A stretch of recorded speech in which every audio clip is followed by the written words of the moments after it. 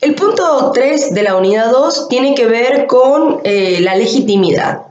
Nosotros habíamos visto en la unidad 1 que la esencia de la política es el poder y que en el poder hay dos aspectos que nosotros vamos a analizar, el aspecto coercitivo y el aspecto consensual. ¿Por qué? Porque en un Estado, el Estado tiene un poder político, ¿no es cierto?, para que se cumplan sus normas, sus objetivos. Ahora bien, este acatamiento puede ser voluntario, ¿sí?, porque la gente cumple estas normas, y ante el incumplimiento está el acatamiento coercitivo obligado a través del Estado. Se dice que el empleo de la coacción es más bien potencial, porque lo que pretende un Estado es que el acatamiento de sus normas sea un acatamiento voluntario, es decir, que la población de manera espontánea cumpla las normas.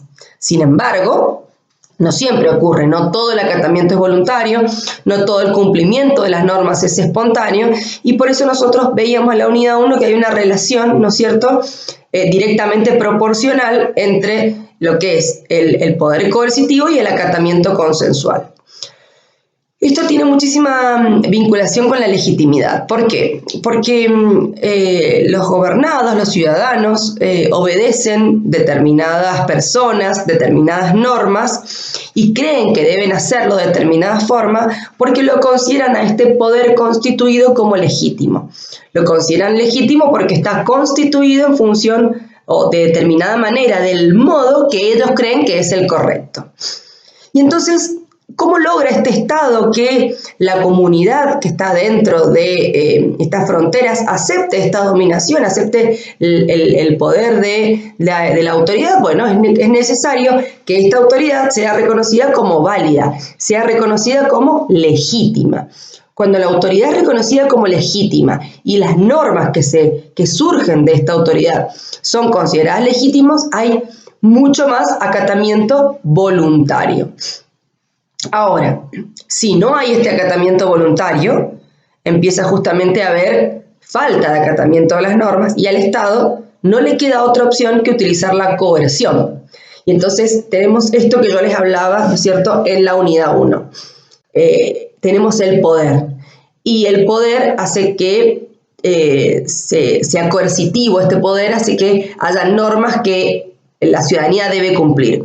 Cuando estas normas se acatan de manera voluntaria, ¿sí? ¿Por qué? Porque la autoridad es reconocida legítima, porque el gobernante es reconocido legítimo y sus normas son legítimas, la ciudadanía espontáneamente las cumple, el Estado debe usar menos poder para el cumplimiento de las normas. Ahora, cuando la legitimidad cae y la ciudadanía no reconoce esta autoridad, no la reconoce válida, no reconoce las normas, para el cumplimiento de las normas, el Estado tiene que utilizar poder como violencia, e inclusive puede llegar hasta ser el poder como opresión para poder lograr el cumplimiento de sus normas. Entonces hay una relación directa con el poder entre lo que es el poder legítimo o el poder utilizado como legítimo y el poder como violencia. Por último, en esta unidad vamos a ver cómo Max Weber cataloga los tipos de legitimidad. Fíjense que Max Weber lo que nos dice es que nos va a explicar 3 tipos de legitimidad puros, pero que en la realidad nunca se dan puros, sino que siempre se dan con matices de uno y de otro. El primer tipo de legitimidad es de carácter racional, que es lo que llamamos dominación legal burocrática. Bueno, en este tipo de legitimidad, las personas de una sociedad obedecen normas impersonales y objetivas, y en función de eso obedecen las personas que ocupan un determinado cargo en función del procedimiento al que han llegado. Este es el tipo de dominación que tenemos nosotros en nuestro Estado. Nosotros obedecemos al presidente que gana las elecciones, y este presidente tiene que ganar las elecciones conforme al procedimiento establecido. Se llaman elecciones democráticas, votamos todos y tiene que ser un número mayoritario, ¿sí? Tiene que tener el 40% más el 10 de diferencia con el segundo, o tiene que tener más del 45%, es decir, tiene que haber ciertas reglas para que una persona pueda ser elegido presidente de nuestro país. Una vez que esa persona ha cumplido ese procedimiento, nosotros lo reconocemos como válido. Entonces, no reconocemos a la persona por quién es, sino por cómo llegó. porque obedecemos normas impersonales y objetivas. Y en función de esas normas, que para nosotros es nuestro sistema democrático y nuestra Constitución, quien llegó al poder es la persona que nosotros reconocemos como legítima. Pero hay otro tipo de legitimidad.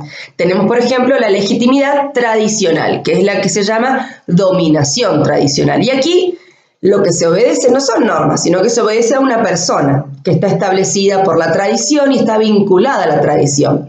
Es el típico ejemplo de las monarquías, por ejemplo. Entonces, se obedece a una persona por ser el hijo mayor, varón, por ser de determinada familia, por cumplir determinados requisitos. Entonces, no por una norma, sino por la tradición que viene impuesta en un Estado. Y por último tenemos la tradición de carácter carismático, que es la dominación carismática. Entonces acá se obedece a la persona, ¿sí? Al caudillo se le obedece por su fe, por la confianza, por motivos personales, ¿no es cierto?, que suscita, porque por heroicidad, por ejemplaridad. Este es el típico, ¿no es cierto?, o la típica legitimidad que tiene un líder sindical, un líder, por ejemplo, los caudillos de la época, ¿no es cierto?, argentina, donde eran líderes zonales. Entonces son personas que tienen este carisma, esta personalidad, esta heroicidad que hace que la gente lo siga, que tiene una personalidad especial, y entonces por eso la gente lo reconoce como legítimo en autoridad.